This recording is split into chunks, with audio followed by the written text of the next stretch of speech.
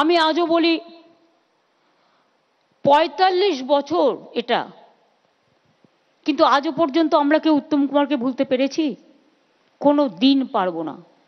নামটাও যেমন উত্তম, কাজেও উত্তম। আমি দেখেছি অনেক শিল্পী, ভালো ভালো ফিল্ম স্টার, তারা কিন্তু লিপ দিতে পারে না ঠিক মতো গানে, কিন্তু উত্তম কুমারের গুণ ছিল প্রত্যেকটা গান উনি মুখস্থ করতেন এবং লিপ দিতেন। মানে এটা আমি শুনেছি পরবর্তীতে যে এটা ওনার বিউটি। শঙ্করদা, আপনি ওপরে আসুন না, আপনি নিচে বসে আছেন কেন? আপনি অনেক সিনিয়র, চলে আসুন চলে আসুন। দেবাশিস দাও চলে আসুন, দেবা আর বৈশাও চলে আয়। আর আমাদের ইন্দ্রদীপ গানের মণিদা, তুমিও চলে এসো। মণিশঙ্কর, পিজির ডাইরেক্টর।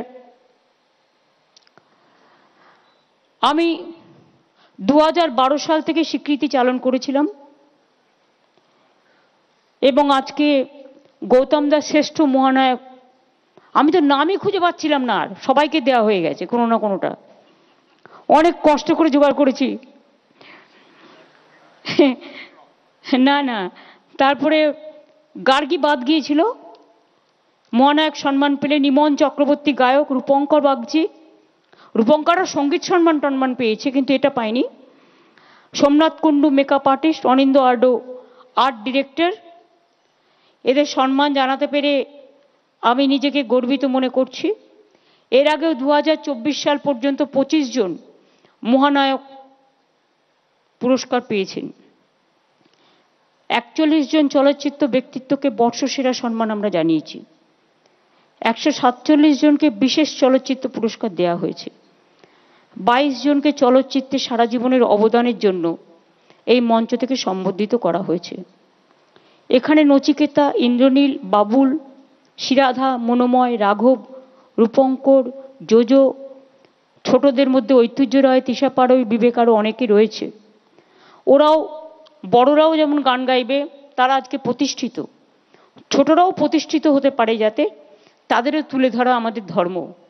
তাই যারা ইয়াং শিল্পীরাও আছে তাদেরও আমরা নিয়ে আসছি। বাংলা সংস্কৃতিকে আমাদের আরও বিকশিত, আরও কুসুমিত, আরও পল্লবিত, আরও সুললিত, আরও সুরভিত, আরও সুশোভিত আমাদের করতে হবে। কারণ সভ্যতা এবং সংস্কৃতি হচ্ছে একটা জাতির মেরুদণ্ড। যতই হোক, at the end of the day আমার মুখ দিয়ে কিন্তু মাতৃভাষাটা বেরোবেই। শিশুরা যেমন ছোট্টবেলা থেকে মা কথাটা প্রথম বলতে শেখে, সেরকম মনে রাখবেন এটা আমাদের অভ্যাস হয়ে গেছে। মাতৃভাষা যে যার মাতৃভাষা, সকলকে সম্মান করে বলছি, বাংলা ভাষার ওপরে আজকে ভাষা সন্ত্রাস চলছে এবং বাংলা ভাষায় যারা কথা বলে তাদের উপর খুব অত্যাচার হচ্ছে। আরেকটা ভাষা আন্দোলন সমাজকে যাতে জাগ্রত করতে পারে এবং আমাদের ভাষাটা, মনে রাখবেন, সারা পৃথিবীতে 5ম স্থানে এবং এশিয়াতে 2য় স্থানে। প্রায় 30 কোটি লোক বাংলা ভাষায় কথা বলে, আর আজকে বাংলা ভাষায় কথা বললেই তাকে জেলে নিয়ে যাওয়া হবে, এটা আমি মানতে পারছি না। আমি কেন, আপনারা কেউই মানতে পারছেন না। সুতরাং এটা নিয়ে আমাদের প্রোগ্রাম করা উচিত সর্বস্তরে। এটা আমার একার নয়, এটা সবার। বাংলা আমাদের জন্মভূমি, আমাদের কর্মভূমি, আমাদের পিতৃভূমি, আমাদের মাতৃভূমি, আমাদের ধর্মভূমি, আমাদের স্বপ্নভূমি, কি নয়, সংস্কৃতি ভূমি, জাগরণের ভূমি, স্বাধীনতার ভূমি, নবজাগরণের ভূমি। এই ভূমিটাকে আমাদের রক্ষা করতে হবে। বাদবাকি তো স্বরূপরা আছে, ওরা অনেক কাজ করেছে ফিল্ম ইন্ডাস্ট্রির জন্য। সবসময় সিনেমা এবং টেলিভিশন শিল্পে কর্মরত শিল্পী ও কলা কৌশলীদের জন্য পাশে থেকেছে, ভবিষ্যতেও থাকবে। আমরা তাদের জন্য 5 লাখ টাকা পর্যন্ত স্বাস্থ্য বীমা করেছি। কলা কুশলী অভিনেতা সহ প্রায় 4800 জন এই স্বাস্থ্য বীমার আওতায় আছেন। এদের পরিবারের সংখ্যা ধরলে 20,000 মানুষ স্বাস্থ্য বীমা থেকে উপকৃত হচ্ছেন। এছাড়াও ফিল্ম ওয়ার্কার্স ওয়েলফেয়ার ফান্ড থেকে আমাদের সরকার দুস্থ শিল্পী ও কলাকুশলীদের মেয়ের বিয়ের জন্য এবং মৃত্যুকালীন কিছুটা সাহায্য করেন। এবং গৌতম দা আমাকেও একবার বলেছিল যে বিজিবিএসে আমরা যেন ফিল্ম সেক্টরটাকে ইনভলভ করি। সেটা কিন্তু আমরা অলরেডি করেছি। এবং ফিল্ম সেক্টরের সাথে সাথে কালচারাল যে অ্যাক্টিভিটিস, আমাদের গান থেকে শুরু করে সবটাই, এটাও যেন অদিতি মুন্সি এখানে আছেন। ওকে ছোট্টখাট্ট দেখতে বলে অনেকে দেখতে পাচ্ছেন না, দারুণ গান গায়। ও কীর্তন দিয়ে শুরু করে আর একেবারে রবীন্দ্রসঙ্গীত দিয়ে শেষ করে। এছাড়াও আমাদের অনেক কাজ হয়েছে। আমি আর গানের মধ্যে যারা গান শুনতে এসছেন, আমি কথায় কথা বাড়াতে চাই না। আমি আপনাদের সকলকে বলবো, আপনারা যে সময় করে আসতে পেরেছেন এবং এই দিনগুলোতে প্লিজ দয়া করে আসবেন। আমাদের সঙ্গীত একাডেমিও কমপ্লিট হয়ে গেছে, ওটা আমরা টাইম করে ওটা উদ্বোধন করব, তাতে সঙ্গীত জগতে উপকৃত হবে। এছাড়াও আমাদের খুব শীঘ্রই আমি অরূপকে বলেছি টেলি একাডেমির প্রোগ্রামটাও করতে। এবং তাছাড়াও আমাদের ইন্টারন্যাশনাল ফিল্ম ফেস্টিভ্যাল তো প্রতিবার হয়, এবারেও তো গৌতম দান চেয়ারম্যান, তার নেতৃত্বে কমিটি হয়েছে। দেখুন, আপনারা সব সিনেমাকে প্রায়োরিটি দিন, কিন্তু প্লিজ প্লিজ প্লিজ বাংলা সিনেমাটাকে অবহেলা করবেন না। এবং বাংলায় যারা গান গেয়েছে সেই শিল্পীদের একটু বেশি করে গুরুত্ব দিন। আমি সিরিয়ালও যারা করেন তাদের বলবো, লীনাদিকে আমি দেখতে পাচ্ছি বলে বলছি আরো, কারণ পড়বি তো পর মুখের মাঝে পড়েছে। এখন দেখি সিরিয়ালগুলোতে সারাক্ষণ শুধু ওকে বিষ দিচ্ছে, ওকে বিষ দিচ্ছে, আর একটা পরিবারে 3 জন ঝগড়া করছে। একটা রিয়েল ক্যারেক্টার তো দুটো ঝগড়ুটে ক্যারেক্টার, আর বাজে বাজে জিনিসগুলো শেখাচ্ছে। এতে কিন্তু সমাজে বাচ্চারা ভুল করছে, অনেকে আত্মহননের পথ বেছে নিচ্ছে। আমি কিন্তু আজ নয়, আমি সমস্ত টিভি সিরিয়ালের মালিকদের বলবো, এটা লীনাদিদের হাতে নেই, এটা যারা অর্গানাইজ করে, যারা মালিক, তাদের হাতে আছে। দয়া করে দেখুন, খারাপ কিছু শেখাতে যাবেন না। আর সিরিয়াল বাড়াতে হবে বলে রোজ গুন্ডামি